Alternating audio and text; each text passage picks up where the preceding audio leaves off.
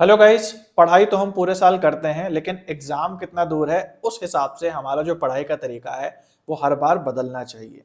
हमेशा हम थ्योरी पढ़ते रहें, हमेशा हम क्वेश्चंस लगाते रहें या लेक्चर्स देखते रहें, ऐसा ज़रूरी नहीं है। डिपेंड करता है कि एग्जाम हमारा कितना दूर है, उस हिसाब से हमारी एग्जामिनेशन की तैयारी की स्ट्रैटेजी होती है।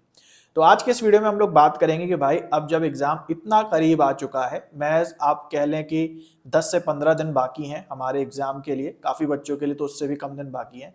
तो ऐसे में क्या बेस्ट तरीका होता है एग्जाम की तैयारी करने का, क्योंकि ऐसा तो है नहीं कि एग्जाम आने वाले हैं, 7 8 10 दिन बचे हैं और हम जो है नए कंसेप्ट की तैयारी करना स्टार्ट कर देंगे। हो सकता है कि ये सब चीजें करना एग्जाम के दौरान हमें और ज्यादा कंफ्यूज कर दे, जबकि एग्जाम जब बहुत दूर होता है तब हम नए नए कंसेप्ट को खोजते हैं और पढ़ते हैं। तो ऐसा ओवरऑल हमें क्या करना चाहिए जब एग्जाम आने वाले हैं, इस वीडियो में आज हम इसकी बात करने वाले हैं। तो चलिए आगे बढ़ते हैं।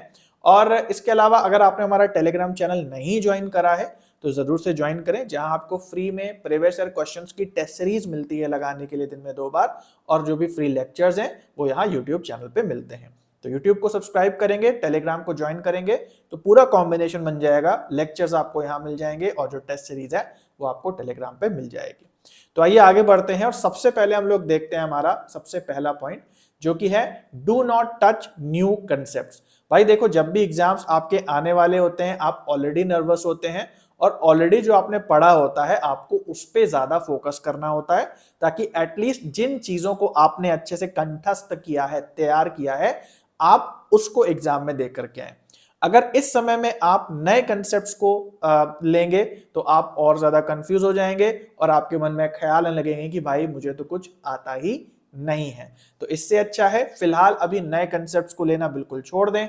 अगर कोई आपको दोस्त कोई पीडीएफ देता है या फिर कहीं कोई वीडियो में कोई आपको बोल रहा है अच्छा तुम्हें ये नहीं पता, ये तो नया कंसेप्ट है, इन सब चीजों को आपको अभी छोड़ देना है।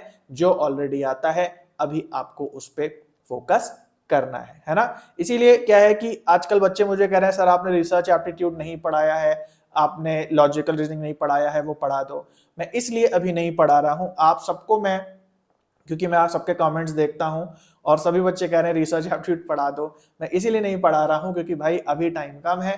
अब कुछ हम नई चीज छेड़ देंगे यहाँ पे, आप और परेशान हो जाएंगे और आपको लगेगा कि यार ये तो मुझे आता ही नहीं है। तो अभी भैया जो आपको आता है आप उस पर कॉन्सेंट्रेट करो।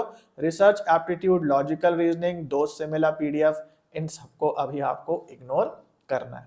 अगला हमारा पॉइंट है practise previous year questions as much as possible. इस समय क्या करना है, अगर नए कंसेप्ट नहीं तैयार करने तो जो हमारे क्वेश्चंस होते हैं पुराने ईयर्स के, उनको ज्यादा से ज्यादा आपको प्रैक्टिस करना है ना। अब यहां बीवेयर रहे एमसीक्यूज से। एमसीक्यूज का मतलब होता है मॉक टेस्ट क्वेश्चंस और पीवाईक्यू मतलब होता है प्रीवियस ईयर क्वेश्चंस। तो प्रीवियस ईयर क्वेश्चंस जब आप लगाते हैं तो यूजीसी नेट वाले कैसे ट्रिकी क्वेश्चन बना के देते हैं, इसकी भी आपकी साथ में प्रैक्टिस होती है, कैसी लैंग्वेज आती है, कैसे वर्ड सिलेक्शन होते हैं।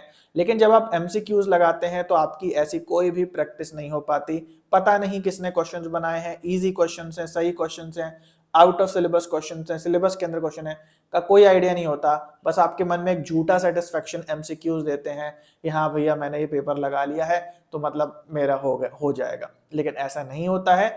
आप जितना ज्यादा हो सके बिल्कुल इसी स्पीड से इस एंड टाइम में आपको प्रीवियस ईयर क्वेश्चन जो है वो लगाने। ओके, अगला पॉइंट है मेक शॉर्ट नोट्स। तो कितने बच्चे हैं जल्दी से कमेंट में बताना जो कि शॉर्ट नोट्स नहीं बनाते हैं। वो दूसरे दोस्त से कहीं से पीडीएफ मिल गई, कोई क्लास हमने ज्वाइन करी उसमें हमने पीडीएफ डाउनलोड कर लिया और उन नोट्स के भरोसे वो रहते हैं। बड़े बड़े नोट्स वो हो सकते हैं, कोई बड़ी बड़ी किताबें हो सकती हैं, और वो हर समय उठाते हैं उस किताब को और जितनी भी मोटी किताब हो वो उसको पढ़ते हैं और उनको लगता है कि उनकी पढ़ाई हो रही है।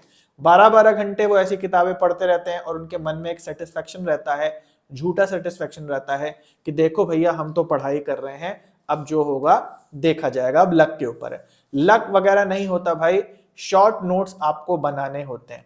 देखो जब आप अपनी पढ़ाई नई नई स्टार्ट करते हो तो आपको कोर आपकी जो बुक्स होती हैं, आपके पेपर 2 की जो बुक्स होंगी उनसे तैयारी करनी होती है। ये धीरे धीरे जब आप इसमें से, अब इसमें सारी चीजें इंपॉर्टेंट नहीं होती, धीरे धीरे आप इसमें से इंपॉर्टेंट पॉइंट्स को निकालते हो और इसको एक नोटबुक में या एक पतली कॉपी में कन्वर्ट कर देते हो। एग्जाम से जस्ट पहले जो भी आपने इस कॉपी में लिखा है उसको बहुत शॉर्ट में आपको कुछ नोट्स में लिखना होता है, या कह लो कि कुछ पन्नों में लिखना होता है। अगर ये चीज आप नहीं कर रहे हो, इसका मतलब है आपके दिमाग में कंटेंट ठहर नहीं रहा है। आपने किताब नाम का समुंदर ले लिया है, अब आप उसमें तैरने की कोशिश कर रहे हो दिन में 12-12 घंटे।